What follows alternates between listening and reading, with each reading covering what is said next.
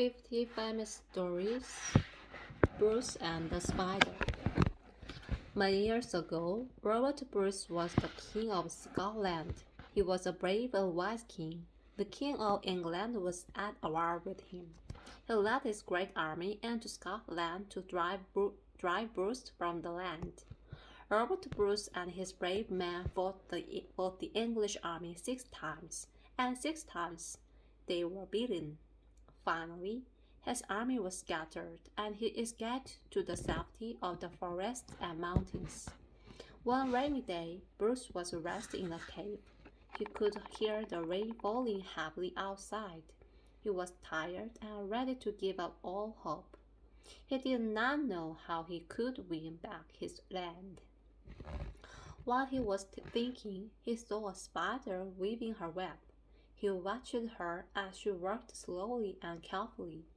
6 times she tried to throw her thread from one beam to another, and 6 times it fell short.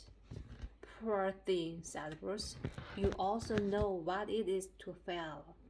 But the spider did not give up. Robert Bruce forgot his own troubles while he watched her swing herself out on the thin line. She tried the 7th time. Would she fail again? No. This time she carried the thread softly to the beam and fastened it there. I will also try a 7th time, cried Bruce. He called his men together and told them of his plans. Then he sent messages of hope to his unhappy people. He gathered an army of brave Scotsmen around him. For the 7th time, they fought the King of England, and this time the Scottish army won and sent the English forces back across the border.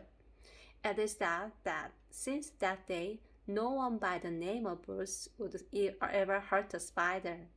The little creature taught the king never to give up, and that lesson has never been forgotten.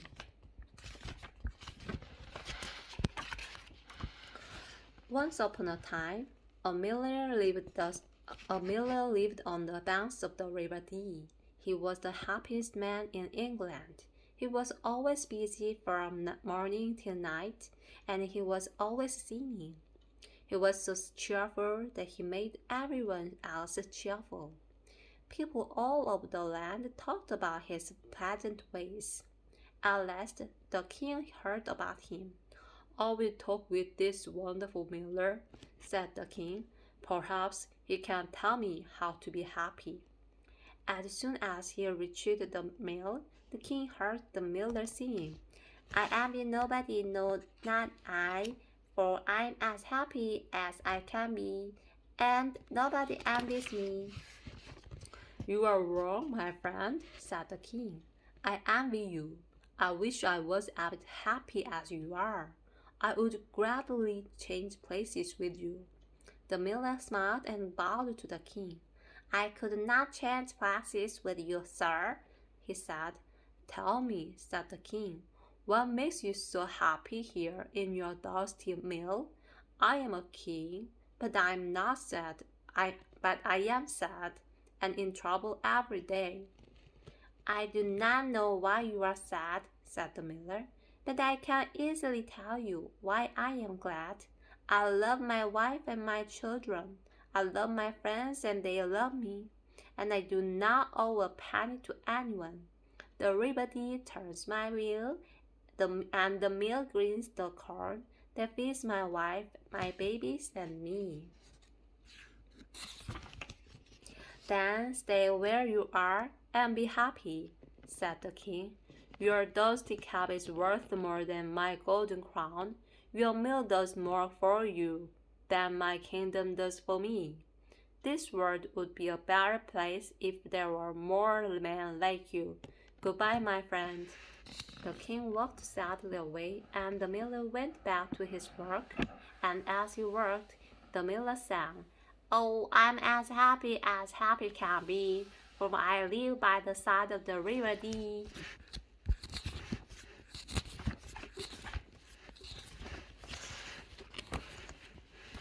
The Blind Man and the Elephant. Once, There were 6 blind men who stood by the roadside every day. They begged for food and money from the people who passed by. They had often heard of elephants, but they had never seen one because they were blind. One morning, an elephant was driven down the road. The elephant stopped in front of the man. When they were told that the great beast was in front of them, they asked the driver if they might see it.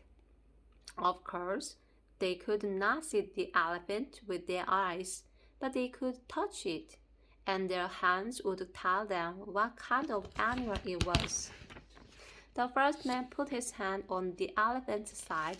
Well, he said, now I know all about this beast. He's exactly like a wall. The second man felt only the elephant's tusk. Actually, my brother, he said, you are mistaken. He's not like a wall. He's round and smooth and sharp. He's like a spear. The third man felt the elephant's trunk. Both of you are wrong, he said. This elephant is like a snake. Anyone can see that. The fourth man put his arms around one of the elephant's legs. Oh, how blind you are all, he said. How blind you all are, he said. It is obvious that an elephant isn't as round and tall as a tree. The fifth man was very tall, and he took hold of the elephant's ear. Hey guys, an elephant is not like any of the things you said, he cried. He is exactly like a huge fan.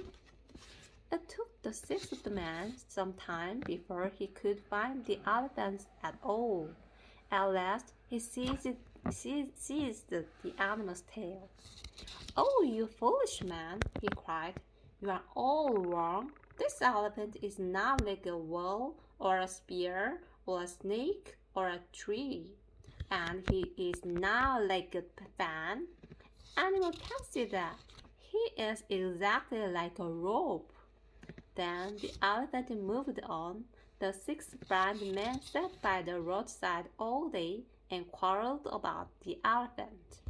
Each man believed that he knew just how the animal looked, and each called the other fools because they did not agree with them.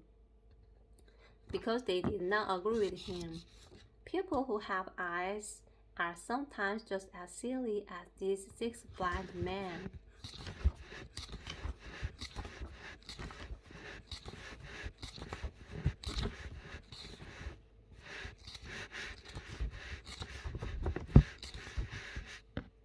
Androclus and the Lion.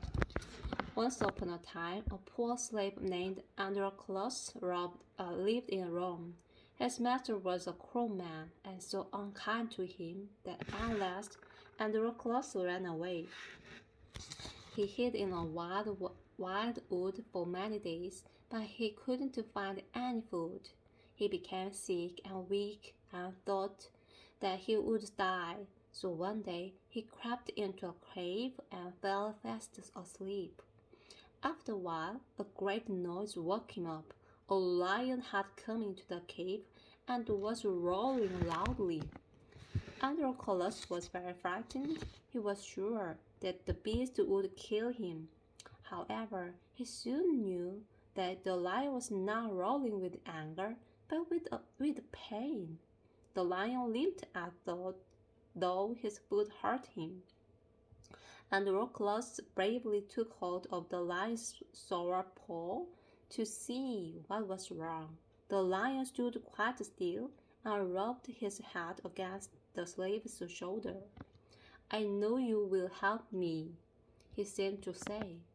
Androclus saw that a long, sharp thorn had pierced the lion's paw. He gave a strong, quick pull, and out it came. The lion was overjoyed. He licked the hands and feet of his new friend.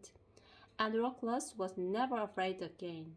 He and the lion became very good friends.